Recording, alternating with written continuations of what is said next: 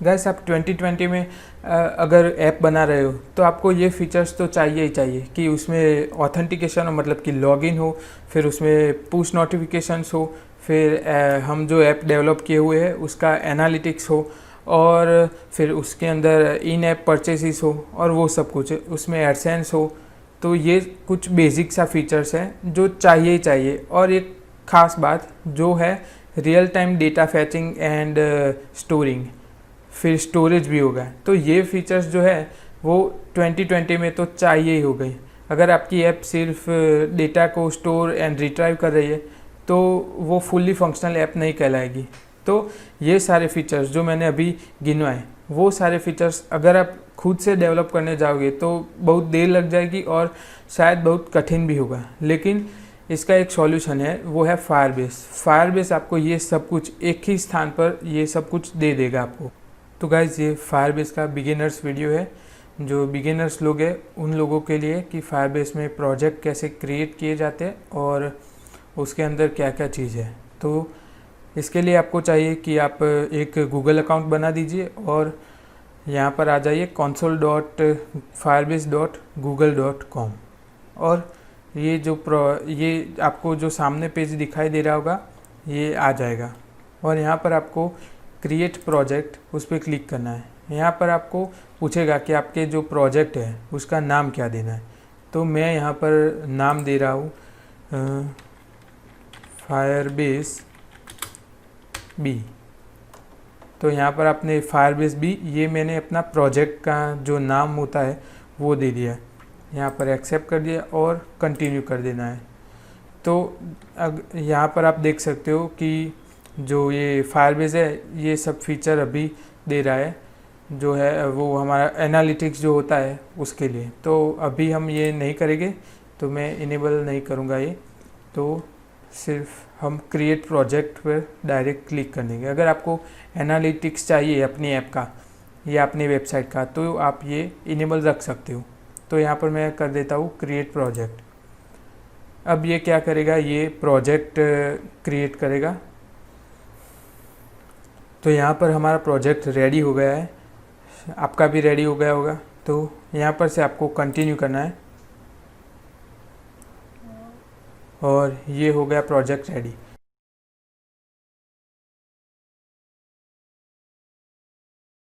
तो सबसे पहले आपको ये स्क्रीन दिखेगी। जब भी आपको ये कंसोल एक्सेस करना होगा तो आपको यही लिंक डालनी होगी console.firebase.google.com। तो आप सीधा यहाँ पर जो वो आगे वाला पेज आया था वहाँ पर आ जाएगी और आपको वहाँ से प्रोजेक्ट सिलेक्ट करना होगा। ठीक है, तो अब यहाँ पर ये होम स्क्रीन है। तो यहाँ पर ये जो आपको आइकन है वो दिखाई दे रहे होंगे। यहाँ पर से आप iOS, Android and web apps जो होती है उनको लिंक कर सकते हो। तो ये कुछ इस तरह का है। अगर आपको सारे इसके फीचर्स देखने हैं तो आप यहाँ पर भी जा सकते हो, सी ऑल फीचर्स करके। तो यहाँ पर आपको जो भी ये फायरबेस दे रहा है उसकी सारी की सारी लिस्ट है वो यहाँ पर आपको दिख जाएगी। तो गाइस ये फायरबेस है वो आपको अगर आपके वेब एप्लीकेशन में डालना है तो आपको यहाँ पर क्लिक करनी होगी वेब एप्लीकेशन पे, और यहाँ पर आपको जो भी अपना नेम है ऐप जो भी आप डेवलप कर रहे हो, मैं यहाँ पर कर रहा हूँ टू डू, तो मैं यहाँ पर टू डू ऐप लिख दूँगा और यहाँ पर सिर्फ आपको रजिस्टर ऐप ये दबाना है। और अब ये क्या करेगा, आपको कुछ कोड देगा, जो स्क्रिप्ट होगी जावास्क्रिप्ट की वो देगा। सिर्फ आपको कुछ नहीं करना है, जो ये है कोड इसको कॉपी करना है और आपके फाइल में पेस्ट कर देना है और आप यूज़ कर सकते हो फायरबेस के फीचर्स। तो वो एक ऐप हो गई। अब आपको दूसरी ऐप भी ऐड करनी है इसी प्रोजेक्ट पर, तो आप यहाँ पर क्लिक कर सकते हो। यहाँ पर आपको एंड्रॉयड चूज़ करना है। यहाँ पर आपको क्या होगा कि कंपनी नेम, ऐप नेम देना होगा, मतलब कि यहाँ पर जो आपका जो पैकेज नेम होता है वो यहाँ पर देना होगा। यहाँ पर ऐप नेम और यहाँ पर SHA की और रजिस्टर कर देना है। और iOS में भी सेम ऐसा ही है। आप यहाँ पर बंडल आईडी डाल दीजिए और यहाँ पर निक नेम एंड यहाँ पर store ID, Apple store ID, और फिर हो जाएगा। उन लोगों ने स्टेप्स भी दिए हुए कि आप कैसे ये सब कुछ परफॉर्म कर सकते हो। ठीक है, तो गाइस अब हम हमारा जो पहला टॉपिक है फायरबेस जो फीचर्स देता है उसके अंदर। तो वो अब हम देखेंगे कि ऑथेंटिकेशन हम फायरबेस में कैसे यूज़ कर सकते हैं। तो आप डेवलप में जाएंगे और यहाँ पर आपको मिल जाएगा ऑथेंटिकेशन।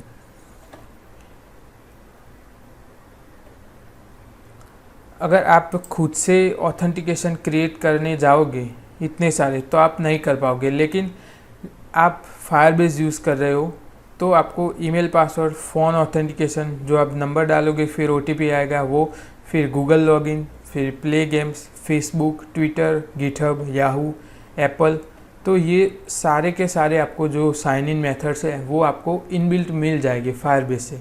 अगर आप इनमें से कोई एक भी बनाने जाओगे तो आपको बहुत डिफ़िकल्टीज आ सकती है, लेकिन यहाँ पर आप फायरबेस यूज़ कर सकते हो। तो क्या होगा कि आपको जो ऐप डेवलपमेंट या वेब डेवलपमेंट प्रोसेस है वो एकदम ईजी हो जाएगी। अगर आपको इनमें से कोई भी जो ऑथेंटिकेशन है वो यूज़ करना है तो सिंपली आपको जाना है वहाँ पर और इनेबल करना है और सेव करना है। तो आप ये अपने ऐप में या अपनी वेबसाइट पर ये यूज़ कर सकते हो। फिर यहाँ पर टेम्पलेट्स में आपको ये भी मिल जाएगा कि अगर आप यहाँ जो कोड आता है SMS कोड वो कैसा होगा, आपको उसमें क्या लिखना है, तो ये सब कुछ भी आप यहाँ पर से चेंज कर सकते हो। यहाँ पर यूसेज भी आपको दिखाई देगा। फिर यूज़र्स में क्या होगा कि जितने भी लोगों ने साइन इन किया होगा आपकी ऐप में वो सब कुछ यहाँ पर दिख जाएगा आपको कि कितने लोगों ने आप पर साइन इन किया हुआ है। ठीक है, अब हम दूसरी बारी लेते हैं डेटाबेस की। फायरबेस का जो डेटाबेस है वो एकदम रियल टाइम है। रियल टाइम मतलब आप व्हाट्सअप में देखते ही होगे कि रियल टाइम कैसा होता है, आपने मैसेज किया और सामने वाले को पहुंच गया, तो उस टाइप का जो डेटाबेस है ये फायरबेस देता है बिना कुछ किए। आपको पैसे भी बहुत ज़्यादा देने नहीं पड़ते यहाँ पर। तो चलिए देख लेते हैं डेटाबेस। तो ये हो गया, आपको यहाँ पर आना है डेटाबेस पर और क्लाउड फायरस्टोर है तो यहाँ पर आपको करना है क्रिएट डेटाबेस।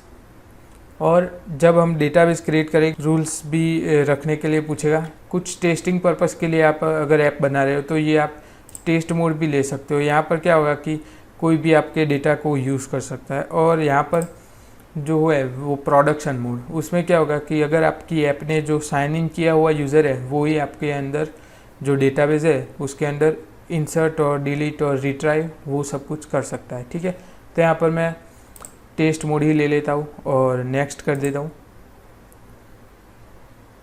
अब और ये लोकेशन भी पूछ रहा है कि हमें कौन सी लोकेशन पे हमारा डेटाबेस जो है वो डालना है, लेकिन हम जो बाय डिफ़ॉल्ट इन्होंने सिलेक्ट किया हुआ है वो ही रखेंगे और डन कर देंगे।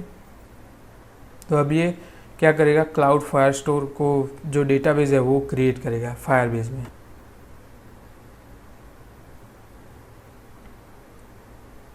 तो यहाँ पर आप देख सकते हो गाइस कि मेरा जो फायरबेस जो फायरस्टोर है वो प्रोजेक्ट क्रिएट हो चुका है डेटाबेस का। और अब आपको क्या करना है, यहाँ पर स्टार्ट कलेक्शन करना है। और इससे पहले यहाँ पर हम रूल्स देख लेते हैं कि रूल्स क्या होते हैं। फायरबेस में क्या है कि आपको रूल्स डिफ़ाइन करने होते हैं यहाँ पर, कि जो हमने अभी पहले ही वो पॉपअप आया था ना कि आपको टेस्ट मोड में डालना है या फिर प्रोडक्शन मोड में, तो ये वही है। यहाँ पर आप क्या कर सकते हो, अपने रूल्स डाल सकते हो कि कौन सा डॉक्यूमेंट पे किसको रीड करना चाहिए, किसको नहीं करना चाहिए, वो सब कुछ आगे हम सीखने हैं कि डॉक्यूमेंट क्या होता है। लेकिन ये रूल्स है, यहाँ पर आपको सभी रूल्स जो होते हैं इसके वो लिखने होंगे। फिर ये है इंडेक्सिस, जो आपको सर्चिंग या वो सब कुछ है उस समय पर आपको ये काम आएगा। ठीक है, और यहाँ पर हम जाते हैं डेटा पर। अब यहाँ पर अगर आप SQL साइड के हो, मतलब SQL डेवलपर्स हो जो PHP MyAdmin और वो सब कुछ यूज़ करके आए, तो ये आपका कुछ डिफरेंट ही होगा, बहुत ज़्यादा डिफरेंट नहीं होगा, ये बिल्कुल जेसन टाइप का ही है। तो यहाँ पर हम देख लेते हैं कैसा है। तो स्टार्ट कलेक्शन। अब हम देखते हैं कि अगर आपने यूज़र्स नाम का जो टेबल बनाया हुआ है MySQL में, तो यहाँ पर वो सिनेरियो कैसा होगा। तो कलेक्शन आईडी वो होगा टेबल नेम, लेकिन ऐसा होता नहीं है लेकिन आपको सिर्फ समझ में आए इसीलिए मैं इस तरह से आपको समझा रहा हूँ। ठीक है, तो कलेक्शन आईडी जो होगा वो बेसिकली आपको रखना है कि ऐसा रखना है कि वो टेबल नेम होगा। तो यहाँ पर कलेक्शन आईडी में दे देता हूँ यूज़र नेम, यूज़र्स, ठीक है। फिर नेक्स्ट। अब इसके अंदर क्या होगा, डॉक्यूमेंट आईडी। तो ये जो डॉक्यूमेंट आईडी है वो पर्टिकुलर जो एक यूज़र होते हैं उसका आपने जो एसक्यूएल में होगा वो आपने प्राइमरी कीज डिफाइन की होगी। तो यहाँ पर ये डॉक्यूमेंट आईडी है। तो मैं ऑटो जनरेट कर देता हूँ ये, और यहाँ पर फील्ड ले लेता हूँ नेम माय नेम,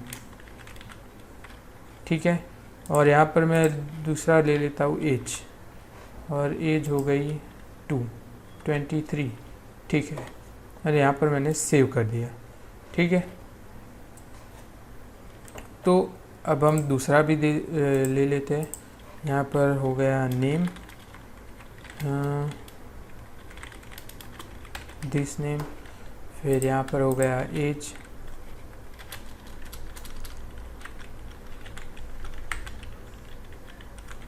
एज हो गई 54, ठीक है, सेव।